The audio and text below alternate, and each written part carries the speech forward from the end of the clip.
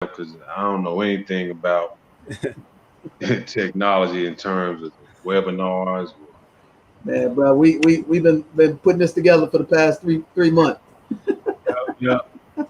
We live now. Okay. All right. So we're streaming.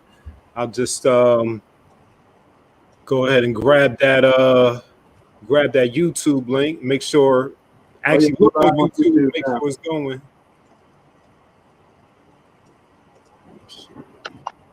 Cool. Yep. I'm just checking YouTube on my phone and to make sure it's Yeah, I just got the notification on my phone. All right. Cool. All right. So send the link out. I'll send the link to you too, Corey, just in case you want to. You using your phone. You're not gonna be able to send it out, right? Nah. Oh, okay. All right. It's all good. Yeah. All right.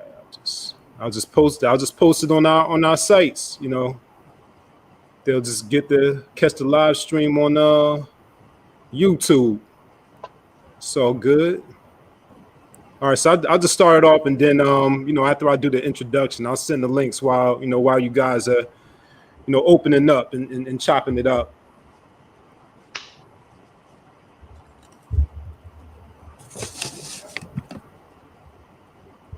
Just my camera right quick. All right. Peace to the family. What's going on, everybody? Welcome to the DJ the Money Coach Expert Interview Series, the live edition.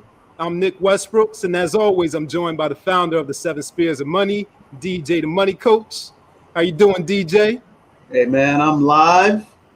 I'm excited, and ain't nothing stopping this agenda, baby. We fired up. We got the guy who is the master at credit. So somebody didn't want us to get this credit information out to them people that need it more than we do, but we here, baby. And we about to do this thing and chop it up and make it happen. That's right. We ran into a few technical difficulties going live, but we're here now. We're a little late, pardon the tardiness, but we're here, and we promise you it was worth the wait. Oh yeah, definitely. So man, if you don't know who we are, let me introduce myself again. I'm DJ the Money Coach. I'm the founder of the 7 Spheres of Money financial education system. We've been around since 2000, 2 decades, 20 years in operation. We've helped over 20,000 people become consumer debt free, and we've helped over just about 100 people become financially independent in America, which means they own everything with their name on it. They don't work for anybody, and they have a lifestyle that's second to none. Doesn't mean they make $1 million a year, but they control everything in the enterprise, and they have passive income, and they're able to do the things that they really love doing. Just to give you a story about my backstory before we introduce our amazing guest. I came out of college, $40,000 worth of consumable debt in addition to my student loans. And I got turned down for my first mortgage, and I got turned down for my first business loan because unbeknownst to me, I didn't realize I had a 525 credit score. Even though I had good quote unquote professional income, I had a 525 credit score. And I ended up finding a book called The Road to Wealth. And I read one chapter in that book, and it talked about how credit, is created. And I immediately studied that. And within 12 months, I took my credit score to 700. Within 24 months of that, I took my credit score to 800. And that was like 17 years ago. And my credit score has not gone back ever since. So what I like to show people is, here's the proof of the pudding. That's January, if you can see that. Okay, that's January, because sometimes people say, man, that ain't real. So, that's May, so the credit score is right there. And this is right now.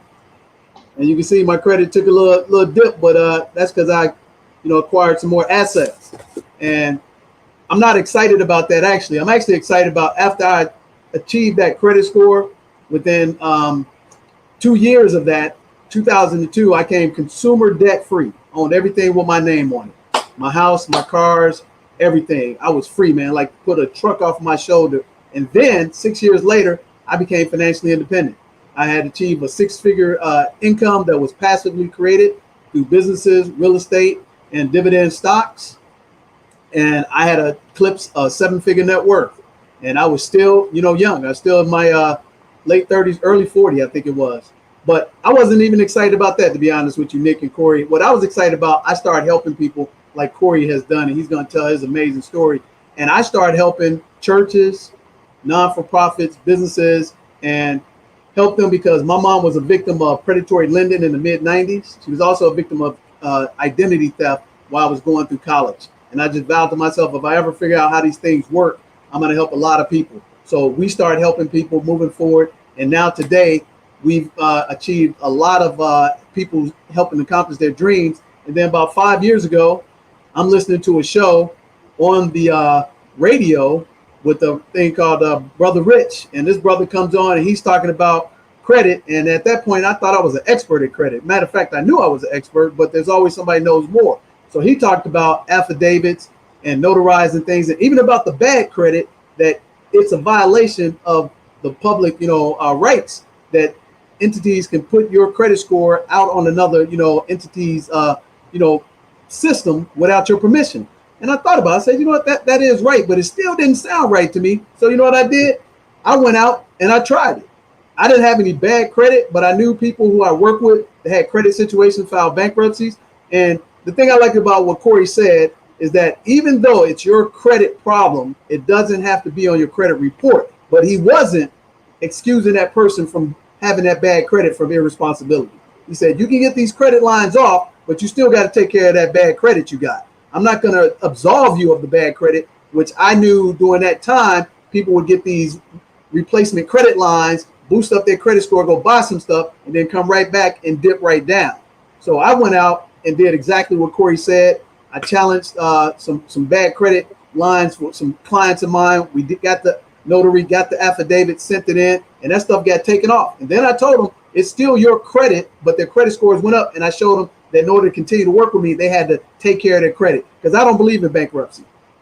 Personally, if you are responsible, knew what you were doing, it's different from business credit. And when I saw that worked, and we got his book called The Conspiracy of Credit, I said, this guy is on to something, and I got to start sharing this with my members and my client. And the first thing I did, I started sharing with my more well-to-do clients, because I was just at that level. And then I said, you know what? We got to start sharing it with the regular guy and gal. And from that point, I said, man, if I ever get a chance to meet this guy and thank him for that opportunity to increase my knowledge base on credit, I would. And lo and behold, he shows up on the show that we're both doing business with, Urban X. And there's Corey sitting in the chair being interviewed by Malcolm. And I said, man, now we three steps away from knowing how to get in touch with this guy. And lo and behold, we got in touch with him. So Corey P. Smith is the #1 expert on credit, in my humble but honest opinion, of 20 years of doing this. And I've seen a lot of people. It don't matter what color, nationality, ethnicity they are. He is the best at what he does. And I think the thing that propelled me is that we kind of came from the same thing, growing up where you grew up in a broken environment for a period of time. You weren't taught the proper things in the educational system that held you down. But then when you crack the code, you start getting out and exploring it, and then people still don't believe it. But with that said, I'm going to introduce Corey P. Smith, the author of the Conspiracy of Credit, and he's got other books, but that's the one that resonated with me. So Corey, I want to thank you for coming on to the show. Man, I've been following you for a long time, and it's happy to finally get you on our program and forget about that long-winded explanation. But hey, man, you're doing that great work. How you doing, my brother? Man, I'm doing okay. Thank you guys for having me on. Like I always say, I'm always excited to talk about credit and just talk about trying to hustle, through this life that we have to live, and, turning people on to some of the ideas that I have in my head, and some of those ideas that I've been able to execute to put myself and my family in a better financial position. And it all starts with credit when you're not born into money. And then you just got to be smart enough to finesse the credit into assets. And once you do that, you got to position yourself to where you're able to invest money and save money at the same time. So don't hold any. I don't hold any information back. You know, I'm very forthcoming as far as when we're discussing credit and how to crack the codes that these credit bureaus and corporations and insurance companies have put in place to hold our people. And I won't even say our people. I'll just say poor people or American citizens that haven't found their way, and credit is has been a roadblock for them. So I have no problem sharing the information. Of course, I put out a lot of information through books, YouTube, Facebook, Instagram, and yet and still I have not been able to put everything out because some things are better discussed face to face. But I try to give away as much as I can. Like you said, my story is somewhat similar to yours, and me coming from where I had to come from, and when I did get to the point where I had people that really depended on me, such as my wife and kids, it made me more determined to figure out like how can I navigate through this system of credit, because at the end of the day, whether you believe it or not, man, that's truly the matrix that we live in. And you couple that with politics, and you couple that with religion, and you couple that with the educational system, as well as one of the big things is we have people having to deal with law enforcement that they don't always approach things with rational thinking. Like all those things collectively keep a lot of us in a depressed economic state, which ultimately prevents us from living our best and happiest lives. So, but once again, man, I'm happy to be on the show. Like I said, nothing's off limit. Whatever question that you might possibly think that I might know the answer to, ask me, and I'm not gonna. I'm gonna give it to you straight.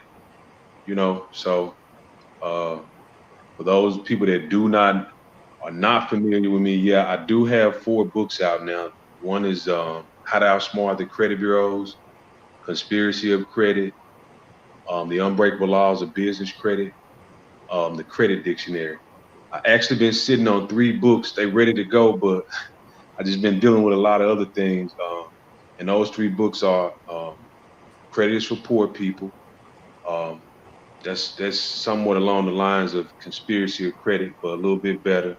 The other book is The Game of Credit, and it's just pretty much me talking about my life, my struggles, and how I was able to get to where I'm at today. And then there's a smaller book that I'm putting out on how to utilize credit investments, with all the contracts, just teaching people how to identify credit investors, how to control them. And when I say control them, I mean you got to have people that not going to flip it on you once you put in all the work to use a resource that they have no idea how to use, and in most cases, some of them don't even really care to use it. They're content with the lives that they live. So I got into this game. I've been in the credit game since late '90s. I ain't gonna hold no punches, like all the way back from messing with the tax ID numbers and creating credit files to even what people doing today. Everybody's messing with CPN numbers to even before people even knew how to play some of the games with the identity theft reports. I think I probably was doing that even before the Fair and Accurate Credit Transaction Act was even passed. But I got to that point, like I said, once I got my family and I had been through college, I found like, damn, man, I got a degree. I want to be this proud teacher. I have a family, but I'm getting a check, and I'm literally living from paycheck to paycheck. Even the apartment that I was living in, because I had bad credit, and you had, man, my student loans were like damn near 200,000. Wow. So yeah. Wow, I didn't know that. Yeah, yeah. Because you know, got used to professional debt. Huh? You had professional debt. Yeah, yeah, from undergrad, a little bit of grad school. But anyway, like for people that haven't heard my story, I literally woke up in the middle of the night, like just anxiety had just had taken over me, and I literally told my wife, I was like, man, we gotta let this apartment go. We gotta move in with your grandmother or my mom, and we gotta fix. I know what it is. We gotta fix our name, which is credit. And I somewhat, you know, like I said, I had been dealing with it, but I just really hadn't conquered everything. And then, you know, once I got her to get into agreement with that, that was it. That became my life every day. Every day, that was my life. I was on the phone with somebody at the credit bureaus. I mean, I took it as far as setting up a whole company. Like back then, I don't know whether you noticed, like once you had a company set up and you were trying to establish accounts with the credit bureau, they would give you tours. You were able to take a tour of the credit bureau. Right. And what happened to me, I was able to get a tour with Experian, believe it or not. Wow. And it's the first time I ever really told this story. I actually met a young lady who worked for Experian, and she gave me a whole lot more insight, and I was able to take the information that she gave me and couple it with my own research, and it just took me to a whole nother level, and I just really started to see things differently. But once that happened, like I said, I just got on the quest I was angry. So that's how the first book came about. If you read the book, you notice I put a whole lot of tricks that some people may deem immoral or not. You shouldn't be doing this, but I mean, it's a game. So yeah. Everybody else is doing it. Why not? Yeah. I mean, they created it. You didn't create it. Right. I didn't create it. I'm just playing a game. So that's how the first book came about, and it went from there. I made a lot of money. You know, even tapping into the shell portion of business credit, made a couple of $1 million. Ran through it like 18 months. I'm broke. You know, so and I had to rebuild. So they made me even stronger with the credit. That's when I discovered the whole affidavit process and removing student loans, bankruptcy, you know, tax liens, all of that. And it led to the second book. During the time I had to go and get a job working as a corrections officer. It took me 2 years to put the conspiracy of credit together. I did it as I worked overnight shift as a corrections officer, just putting everything together. When I put that book out, I had no idea what it was going to do what it's done thus far. Of course, I think them demons trying to attack us again, because once you clapped your hands, it was almost your audio got muted on us. Can you hear us clearly still? Yeah, I can hear you guys. Okay, there we go. We can hear you now. So made a couple of $1 million. Yeah, they don't want this information to get out there. Whoever those extraterrestrial people are, man. Yeah. So, but anyway, man, let's get into it. Like whatever, you know. So let me ask you this, Corey. When you made that decision that you needed to get out of the apartment, start over from scratch, what kind of feeling was that for you outside of anger? What was the other feeling did you have? Did you have a feeling of desperation, destitute? You had jumped into the abyss? Because for me, when I knew what that low of the lowest couldn't get no lower, I always had the fear of just two things, you know, dying and going to jail. Those were my two fears of growing up. But once I got to the fact that I wasn't going to jail and I wasn't going to die early, it's kind of like I got in attack mode like you're talking about, and I was holding no prisoners. But when I got turned down for that first mortgage. But then when I got turned down for the business loan, that's when it really pissed me off, because I had a 4-unit building that was being sold to me by a family friend. I lived in the building and I had the cash to buy the building, but I still got turned down. So at that point, I said, you know what? This ain't right, man. And I'm smart enough to figure this out. And if I figure this out, I'm slaying everything in my pathway unapologetically. But I wasn't married at the time. So I don't know how that feeling would be when you got to, you know, get humbled and then turn and have your spouse be on the same page. Because usually that's when people get separated, when the money ain't going right. If they really don't have a real relationship, it's like, hey, you ain't trying enough and we in this situation and you got this education, but we still in this situation. So what was it that helped you stay together in that lowest point that you just said, hey, man, everything else is irrelevant until I take care of all this business? And how did your spouse support you and not run away from the situation? Because 9 out of 10 times, that's usually a sign for divorce and breakup when something like that happens. Well, as far as that goes, like for me and my wife at the time, we both were young. She was, my wife was in love with me. And likewise, I was in love with my wife. So that alone, like she was willing to, she never judged me based on my position. She always would judge me based on the potential that she knew I had.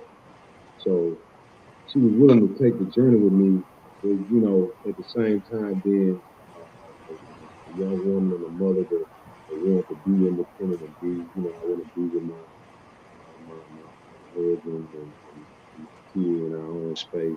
She was a little bit reluctant to let the apartment go, but I convinced her, and I was like, man, give me 24 months and I'll give you the world. So, it was pretty cool from that standpoint when it came to my relationship. Hey, Corey, for some reason it's going in and out again. I don't know what's going on, brother, to be honest with you. With this technology. Can you hear me now? It's still muted. Can you hear him clear, Nick? No, he sounds muffled. Yeah, it was crystal clear. And I don't know what's happening. You giving us all this great information. I hate for us not to hear it and the people not to be able to hear it. How does it sound now? Still a little muffled. Yeah, it's still muffled. Still muffled. I don't know if something, because I know when you first start talking and you clapped your hands and then it was like something got wrong. Let me try this. Can you hear me now? That's a little bit better, but not as well as it was when we first did it. Yeah, so, still sound like you underwater. That's what it sounds like. Man, I don't know. Maybe it was something I did when I clapped. There you go. It's back now. Is it back?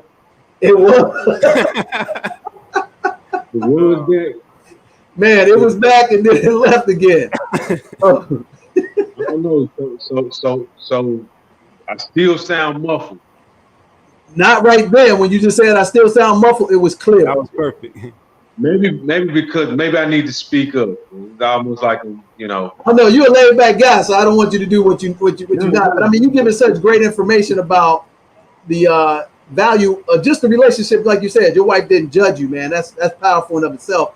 And usually in poor communities, doesn't matter what color, ethnicity you are, that's usually a problem when economics is a problem, that people start to put the blame game and say, hey, you're not good enough, because they've been indoctrinated. They're not good enough because that credit ties into your social economic status in the United States of America, unfortunately. That's a fact. That's a fact. But yeah, I mean, she was willing to go through the process with me. And then as far as, I've never been the type of person that I don't get to a point where I guess, I could say, well, I'm desperate.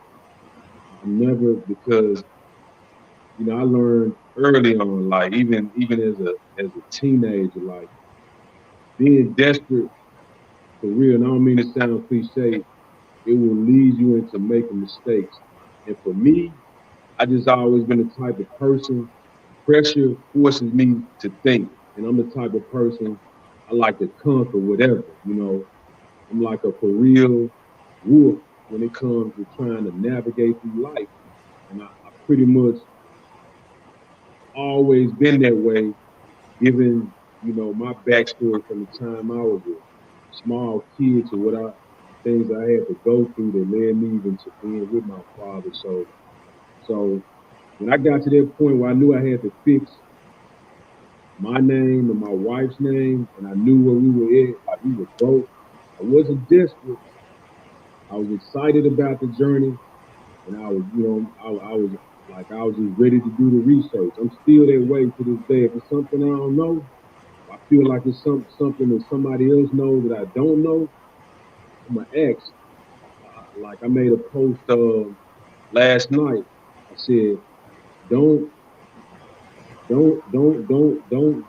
fooled. Don't mistake my intelligence for deception. I said just ask for the information, and I practiced it. Like I ain't gonna never like if it's something that you know that I feel like I don't know, I'm just gonna straight up ask you. And then once you give me the information, you know, it might be something else that I learned somewhere else, and that's just gonna elevate me. So during that time, I was just ready to. I was ready to get to it. Period. How old were you when that moment happened in your life? How old were you? I was 23. Okay, so you were still real young, so you still had that tiger hadn't even been fully unleashed at 23. Right. Yeah, I was like, 23, 24, maybe going to 24. But I had already been through college, had started the first year of grad school. That's where the loans came in, because I was trying to survive and got caught in that trap. Like, man, they giving away X amount of dollars in student loans, and it was easy to get. But yeah, I was around that age. Okay, so yeah, that's kind of. I was about 20, 26, 27 when I had my first two experiences. But I came out of school late because I had partied out of one school and had to restart. And then when my parents, kicked me out and told me, hey, you got to go get it yourself, then I had to pay for everything. So I graduated a little bit later. So I can understand that. So when you come across people and they don't understand how credit works, and you got all these different gurus out here that are telling them all different things, what's the first thing you do when you talk to somebody that thinks they know about credit, but they still have credit problems because it's a behavioral situation versus a symptom? How do you address them? Because there's personal credit, there's business credit, there's commercial credit, there's all different types of form of credit, but people think they know everything and they don't know anything. So what's the first thing that you talk to them about when it comes to credit before you show them how to master credit, if they haven't picked up one of your books or they haven't seen your success, or they did, man, you know what the thing I really was impressed with? When you took the homeless people off the street and made them in the person that God meant them to be by putting credit powerfully in their hands and utilizing. Man, can you talk to that? Because I ain't never seen nobody do that. Never. I see it a lot now. Right. I'm talking about 5, 6 years ago. Now everybody's copying it, but you were the original person.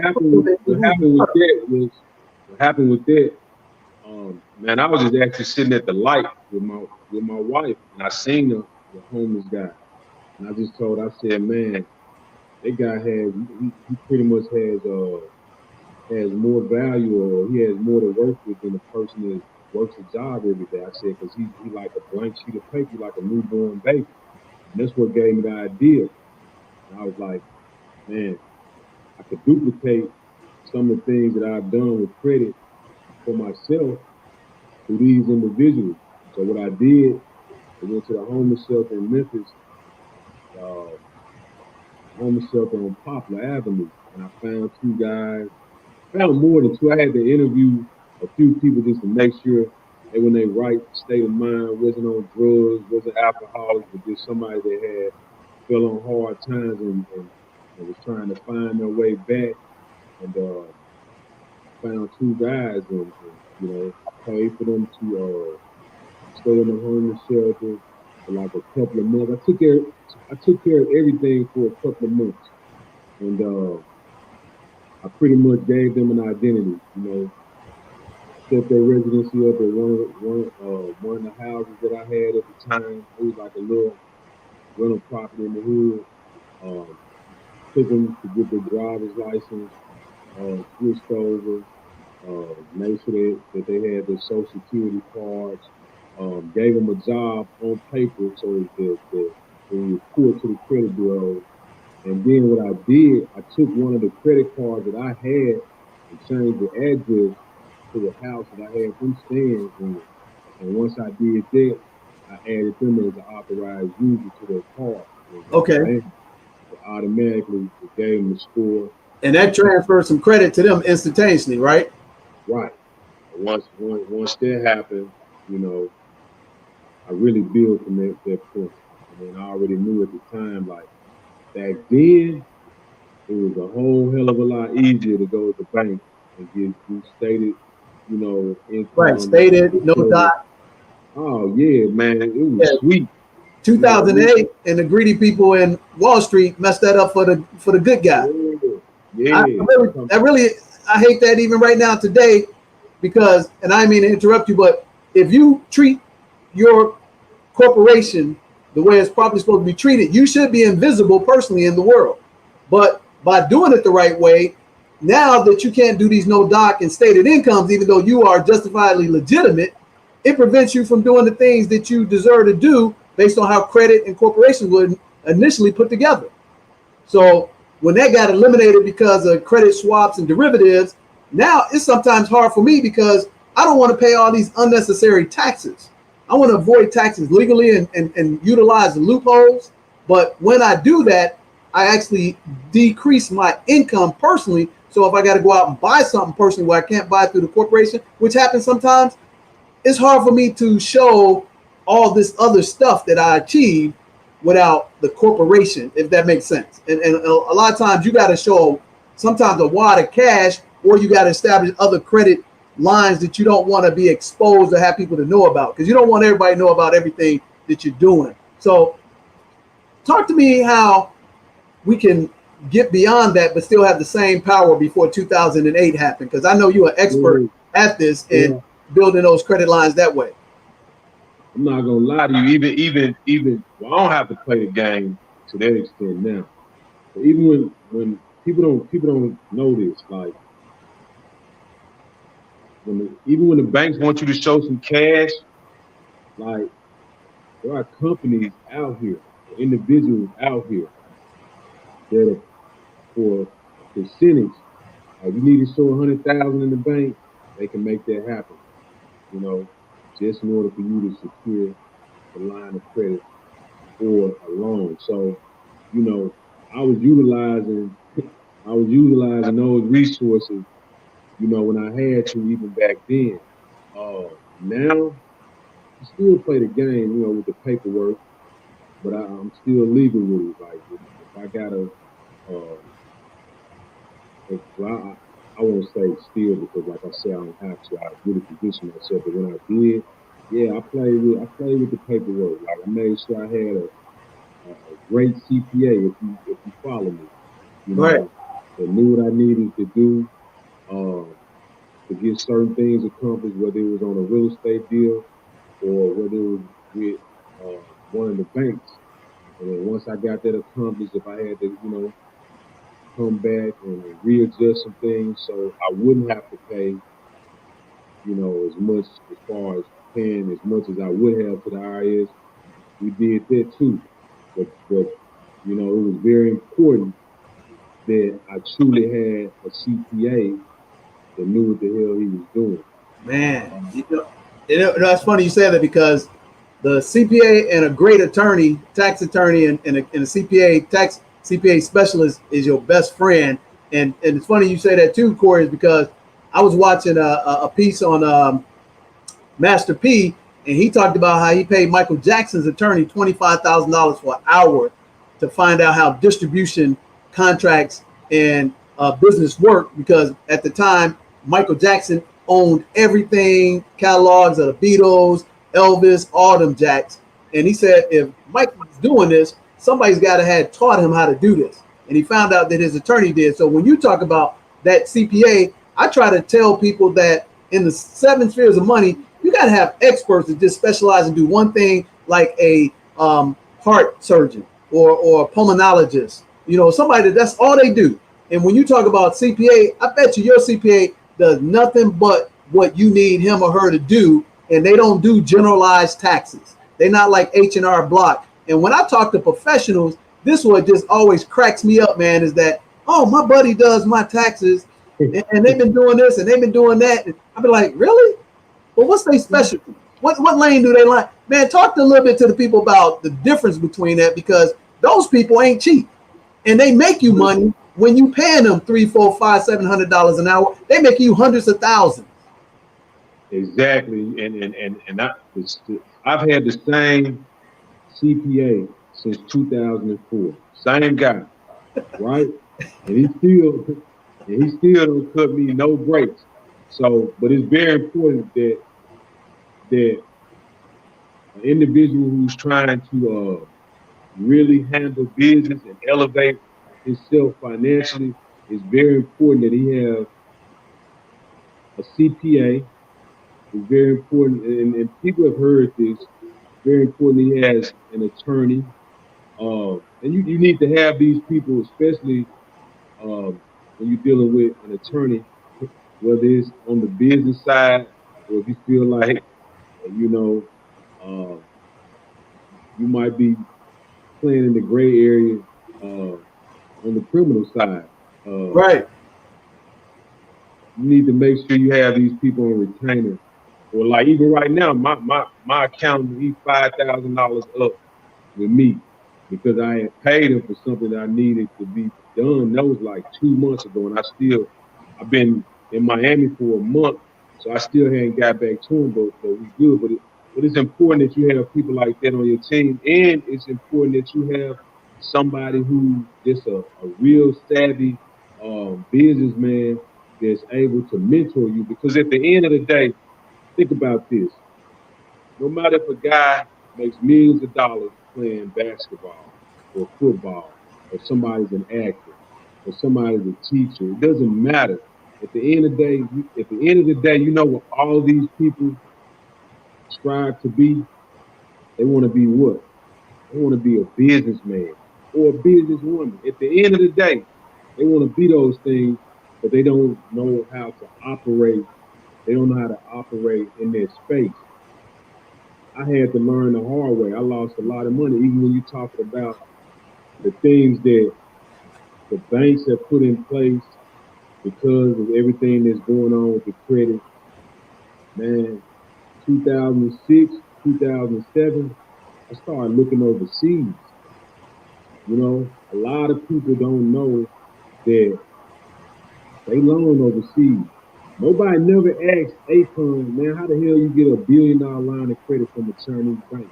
Because they loan.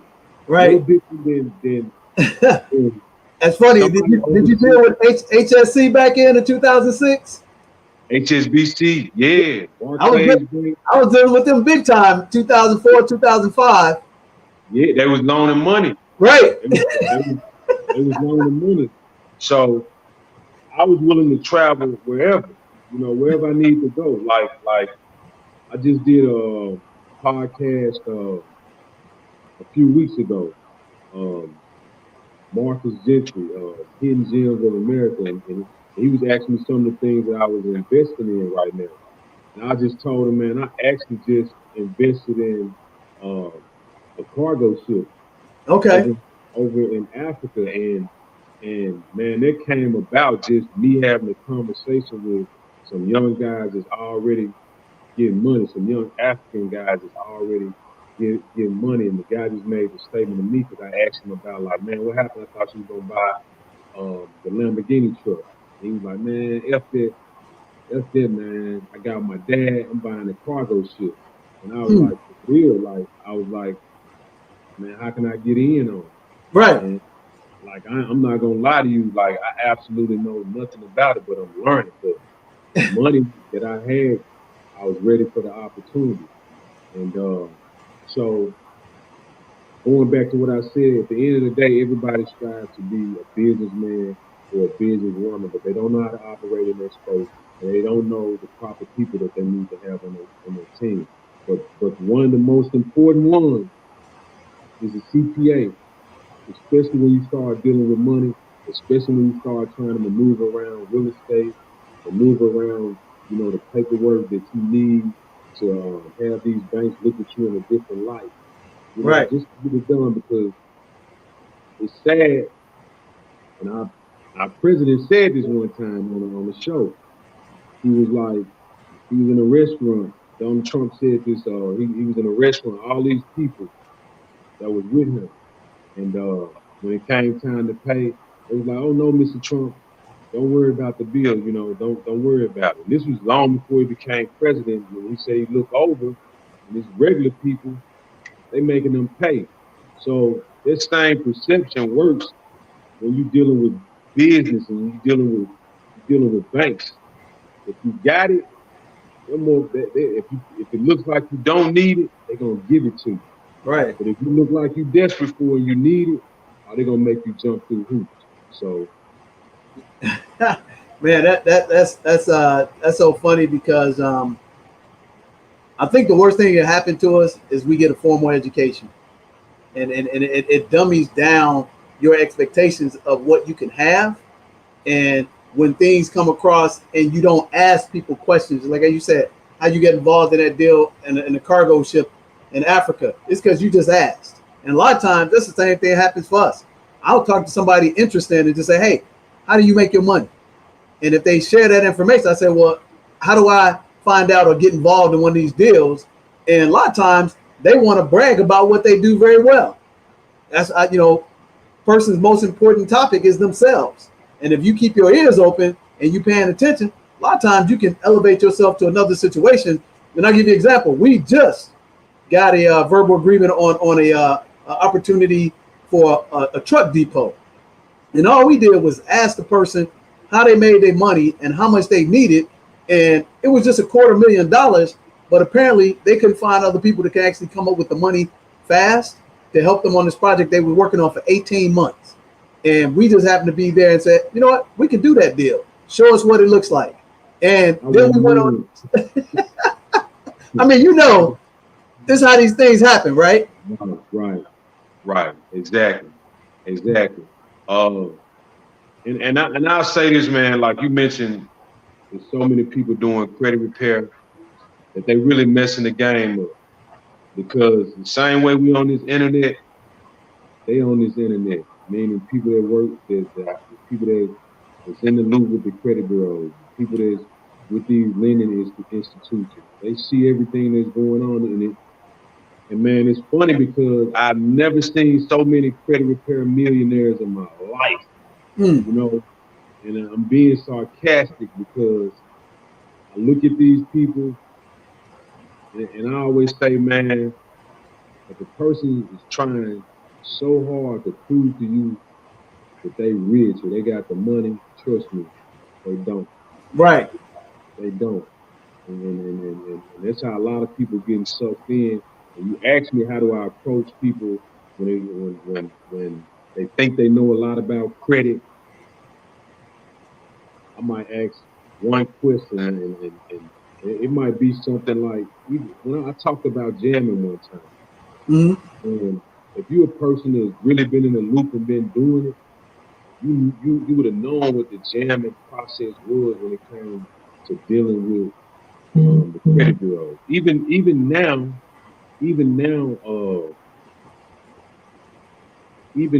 people having a hard time removing things from Equifax. I cracked the code. Whether it's like a lot of people using the police report, they own to that. A lot of people using the affidavits, they own to that. But however, there is a way to still use the police report, but it has to be within a certain time frame. You have to put other certain documents with it to make it fly with Equifax. The other two, Experience, TransUnion, you still can kind of, bully them to do what you need them to do. But Equifax, they just straight bucking the system, but it's a way to make them, buzz. But one of the reasons why they acting in that fashion because they watching. Man, it's to the point where you got celebrities, people that's supposed to be rich, they endorsing credit repair companies. Why is this? Well, they get a big check. That's right. That's it. Right. And it's just another, income stream for them. Like me, I don't do no credit repair. I just put the information out there. But then again, even with the information being out there, most people lazy. Like they're not gonna even execute. Well, hey, Corey, say that again. Most people are what? Most people are lazy. Yeah, they're lazy. Like they're not gonna execute. Right. Like man. Where I'm at, like I don't sleep, because I got more years behind me than ahead of me. Right. So I'm at a point where I'm running so fast because I know I got daughters. I have a granddaughter, and I know at some point I'm gonna transition. So I'm to a point where I'm for real, like I'm running, like I'm working early in the morning.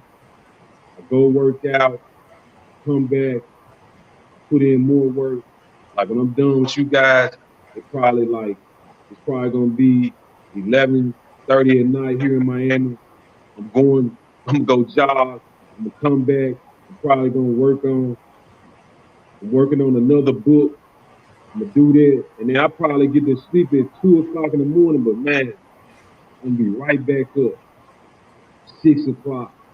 And I have my days where I get my sleep or whatever. But that's where I'm at. But a lot of these people, man, they pretty much they messing the game up. Oh yeah. It's a lot of them. I mean, a lot of these cats be doing licensing deals, claiming they own stuff, and all they did is get a paycheck to promote stuff. I mean, a lot of, like you said, a ton of celebrities do that, and I think we're enamored, especially in our community, with celebrity for some reason. I don't understand why. When we should be enamored with doctors, lawyers, CPAs, businessmen, but we're enamored with them for whatever reason, and they can just say something that ain't true. You don't even check the fact check on them, and you just go start following them. But let somebody like you been down in the trenches, figure things out because you were in the abyss like I was in the abyss, and we worked our way out. And then we start talking to people. It's almost like, oh, what's your credentials? It's almost like they want to see all this flossing and this bling stuff. And I'm just like, man, I've been there, done that. I'm not doing that no more because I don't need to impress anybody. I'm happy 100% with who I am, and I just want to be living my life without being bothered, and I'm trying to be famous. So when you're working with people with personal credit and then they want to become first-time entrepreneurs, what are 1 or 2, 3 things that you tell them they need to have in place to be prepared for the opportunity? One of the things I do is I tell people about getting incorporated, getting their certifications in terms of minority certifications, because you'll never know when an opportunity will come up, like right now with COVID. And one of our members, we got her in the certification process back in October, and then when COVID hit, she was 3/4 away finished, and I was like, stay in line because a lot of other people just gonna quit.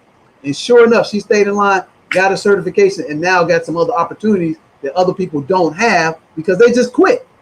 And I know you ain't about quitting. So what will be 1 or 2, 3 things you would share with that person that want to go from, personal income to starting a business and setting up right for when those other opportunities that are just what I call serendipity, like the deal we just did. There's no way we would have known about that deal, but we had our ducks in a row, and it allowed us to take advantage of the opportunity where somebody might have outworked us, but we were just better prepared.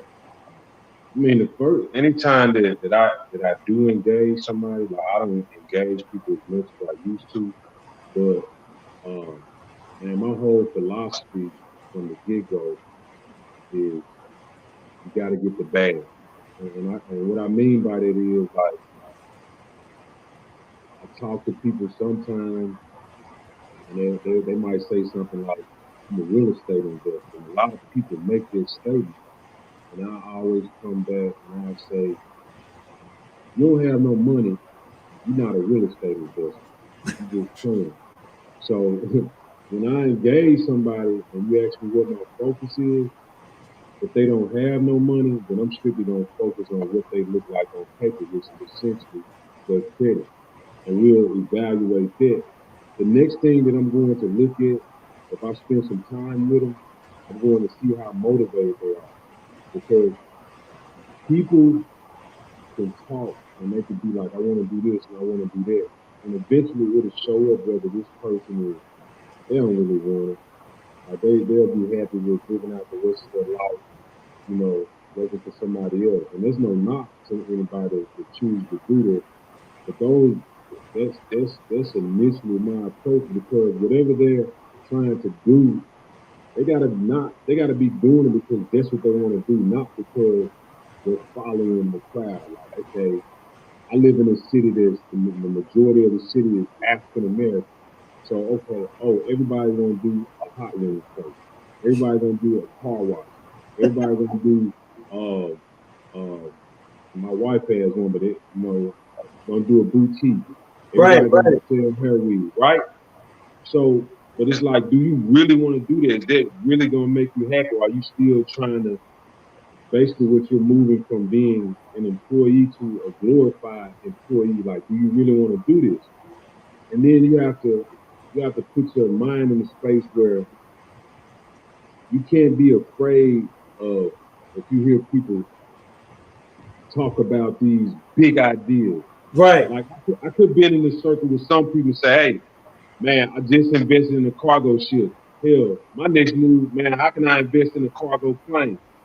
Some people, they might look, man, get out of here. Like, yeah, okay.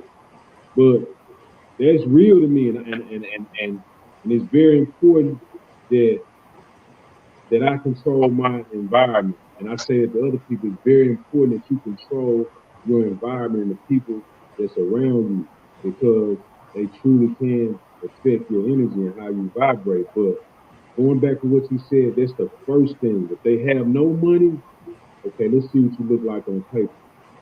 This is what you look like on paper? Okay, these are the moves that we got to make. Okay, we need to add some primary. I got somebody I've been dealing with over 10 years with. Oh, you do have a business. Okay, I got a guy I've been dealing with for over 10 years. He got these business codes. So I know they're going to come through with it. So once we got that, okay, I know which banks to go to. Before we even start applying, we're going to open up accounts at these banks. We're going to make a couple of weekly deposits. We'll do this for about 30, 60 days or whatever. So you can bring things into fruition financially within 90 days, but you got to be running. Right. Every day you got to be working on it. So that's always my starting point when I do engage people. And then I'm not gonna lie to you. At this point in my life, I'm even looking to see, is it worth me putting my time and energy into it? Because at the end of the day, once I get them to a position, hey, I might want to, can I do business with this person? So I evaluate all of that. Man, it's so amazing that you said that, Corey. And I don't want to take up any more of your time with the technical difficulties. And I'm sure we're gonna be able to come back and do this again and chop it up. That's one of the hardest challenges, when most of the heavy lifting is like they talk about a rocket. 98% of the fuel is burned in a rocket in the liftoff, and then when it gets into space, it just physics gets involved. So one of the challenges I have personally is that you'll see how somebody is on paper or what they got, and it's a lot of work that they got to do for 3 to 5, 6 weeks, and then you do that work, and then they don't appreciate it, and they want more from you, and be like, well, hey man, I gave you the foundation. This is why we spent all this time. So now you should better go and do this on your own, because I can't keep holding your hand. I mean, you're not a baby anymore, but you got to be willing to go at it hard. Discipline. I always talk about 2 dirty little words: accountability and discipline. And that sounds like the same thing that you're talking about, because those are principles of success, be it if we do it in credit, if we do it in finances, if we do it in academics. Those things are not negotiable. So what's a takeaway? What book, where can we find you, and how can we continue the dialogue to bring people actually ready to talk to Corey P. Smith and actually be ready to do the work to engage with you? Because I mean, I know you're everywhere, and it was a blessing for us to catch up with you. But I really want to create significance. And I think that's the path where you on, where I have a definition that we go through in life. We go through struggle, we get out of college, we're breaking our butts to get through college, or we go to, trade schools or something like that. Then we start creating success when we make a little bit of money, that we get the comfortable middle class lifestyle that America was built on the fake premise. But then when you have that success, the significance is teaching somebody else how to do that, like you did with the homeless guys, and then duplicating that for your legacy, because at the end of the day, like you said, you want to make your name right for you and your wife. So how do we get to that bridge with Corey P. Smith for somebody who wants to have success and help shine the light on the significant legacy that you are built for the past, 10 years of the work that I've studied and found out about you? Well, I mean, I'm not hard to find in terms online. Like, you Google me, my website is there, Corey P. Smith. You can send a message, or I'm on Facebook, Corey P. Smith. Instagram, I actually ended up checking my Instagram page down. I started a new one called Conspiracy of Credit. I'm on Twitter, Corey P. Smith, LinkedIn. Everything's Corey P. Smith. I am relaunching a course that I had initially launched in December called the Credit Rich Masterclass. But because of the underwriters and, them dealing with credit, I had to shut it down, and I had to come back with Accelerator Entrepreneur Academy, which I'm trying to relaunch there in the next few weeks, for people to be able to buy this course and learn how to look for funding overseas, and likewise people overseas can learn how to secure funding within the United States. But any of these places you can find me, you can email me at credocompany.books at gmail.com, or you can just find me on Facebook and message me. Like, I'm accessible from a standpoint where, I can respond. I'll respond. My main thing is this, man. I just want to teach people how to hustle. I really want to, I have a saying. I have two sayings, actually. One, you can always borrow $1 million faster than you can ever make it on a job. Yeah, I love that. I love that. Yeah, so if people really could grasp that concept, they'll understand, like, man, there are no shortcuts, but hell, you made $50,000 a year, it would take you 20 years to make that on the job. But if you put the right paperwork in place, man, you can borrow $1 million in a year. On the corporate side, you did it right. So I'm just trying to teach people how to hustle. I ain't never trying to just outright, hey, go buy my book, go buy my book. But even if you choosing to engage me, like, if it's somebody, I'll read a book, or I'll research somebody just to, let me see how this person thinks. So I'll be like, even if you really wanted to know how my mind operates, I'll be like, man, pick up one of the books that I put together, and they'll give you some insight into it. Like, man, this how this guy thinks. Because I ain't gonna sit here and tell you, like, well, I don't always play fair in this world that we live in. I don't, even, like, I don't, because I know they not. That's funny you say that, Corey, because I don't believe in fair. I believe a fair is where pigs get slaughtered and where people win prizes. This is a word about just and equity, and then can you leverage those, just like a fulcrum. So yeah, fair. And Trump says this, hey, life ain't fair. Some people born with a whole bunch of money, some people never gonna have any money, and that's unfortunate, but it ain't got nothing to do with fair. Yeah, and I say this, man, I won't talk too much, and the reason why I'm like that, man, because I've seen this up close and personal. Like, my story, like, I seen this up close and personal with the feds coming at me, with the Secret Service coming at me, with the head of the Economics Crime Bureau and Memphis Police Department coming at me. And you beat them all.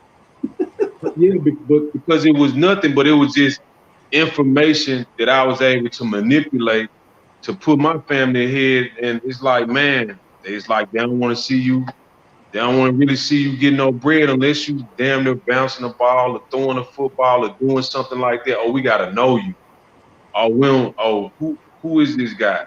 And I did it all with credit. And I just finessed it into books and the other things I've been able to do, like even this building that I'm in right now, like I'm in one of my spots right now.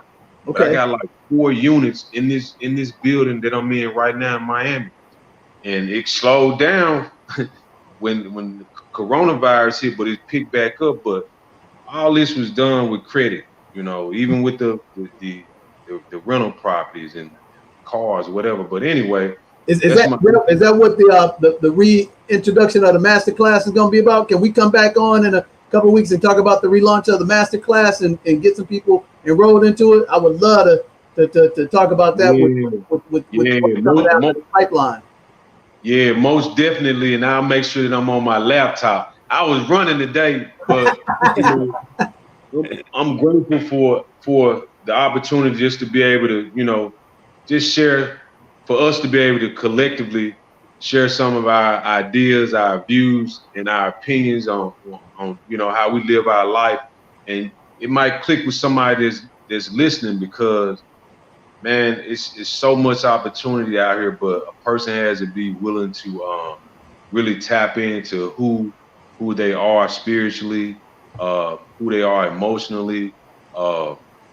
They have to be able to tap into that, and it always leads you in the right direction into the right person. So right, you know, we were able to at least do this tonight. Right. Yeah, you know, it's a matter of right place, right time. It was meant for us to finally connect. Even though I heard you five and a half years ago on Bro Rich show, now it's like, you know what? It's time for us to put this together and figure out how we can help people collectively. So, hey man, I'm honored. Thank you very much for your time. Want to be able to, you know, get and do this in a couple more weeks so we can talk about your master class, introduce you to a couple of people that are in the same lane with us on the same pathway. And you said the most important thing is the mental intelligence, emotional quotient, the emotional intelligence. That is more important than anything, because a lot of people have the talent and the skill, but they don't have the intestinal fortitude to just persevere when they think things are stacked against them. And all it does is build muscle mentally to conquer everything in front of you. I mean, I've been saying, Veni Vidi Vici. I came, I saw, I conquered. My grandmother told me it ain't over until you win, baby. Until you stop trying and you got dirt on you, it's still a chance for you to win. Right. There's no other option. There's no option. We have no other option but to win. That's right. I tell my daughters that. There's no option. Oh man, that is awesome. So hey man, I'm gonna wrap it up. Nick, 30 seconds, man, to say what you got, because we already took up more than Mr. Smith's time with all the technical problems. Because he's free, he let us get by with that, because we just figuring this thing out. What you got? What you learned, Nick? Yeah, well, Corey, definitely thank you for giving us your time, and you have helped me indirectly. I started out as a client of DJ's about a year ago, and towards the end of 2019, I was a victim of fraud as well. So you know, I was telling DJ about it, and you know, he was helping me with my credit. Yeah, he told me to go get those affidavits filled out, and you know, I went and got it done. And you know, what you said about execution and putting in the work is true. You know, just getting that account removed required a lot of footwork. You know, getting them filled out, you know, sending them out to all the credit bureaus, the FTC, getting the police report, getting it notarized, taking it to the post office. It was a lot of footwork. But you know, your credit is just as important as your name. You know, and you have to be willing to invest in that, invest the time into it, and invest the money with it. As far as, you know, getting a good CPA and tax attorney, you know, so, you know, those are my takeaways. You know, thank you for helping me indirectly. And also another shameless plug, you know, I have a show on Fridays, and once a month, you know, we're going to be talking about a book, you know, doing a book discussion. Yeah. So discussion. Put that book up. It's going to be on this one right here, Conspiracy and Credit. Yeah, my man. That's our book club, Corey. That's our next. That's actually our second book, and you after my favorite hero, Reginald F. Lewis, and you the second, man. So your book is going to be part of our Book of the Month club, brother. Right. Yeah. So for those out there listening, join the discussion. Go on CoreyPSmith.com and order that book, so you can join in this book discussion. Absolutely.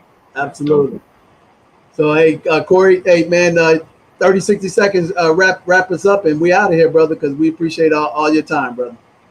Man, no doubt. I appreciate you guys for having me on, man. I look forward to coming back, and we could do it bigger and better the next time, So, and like I said, anybody want to find me, they could Google Corey P. Smith, or I'm on Facebook. Everything's Corey P. Smith, and like I said, I'm accessible. I'll respond if I can. If not, eventually I'll respond. Absolutely. Hey, so guys and gals out there, we always end this the same way. I'm DJ the Money Coach. I want to wish you a pom-pom lifestyle. That's plenty of money, peace of mind, and I would love for you to come travel the world and the Beaches of the Month Club with us, because, hey, you can't take this stuff with you. Corey will tell you it's better to get a line of credit of $1 million than work, 20 years making 50K. It's a lot easier pathway. You don't have to bust your head when you got smart experts around you. So I want to say salute, peace. This is our story. We catch you on the next side. Thanks a lot, Corey. We've been in touch with you again, brother. Thanks. All right.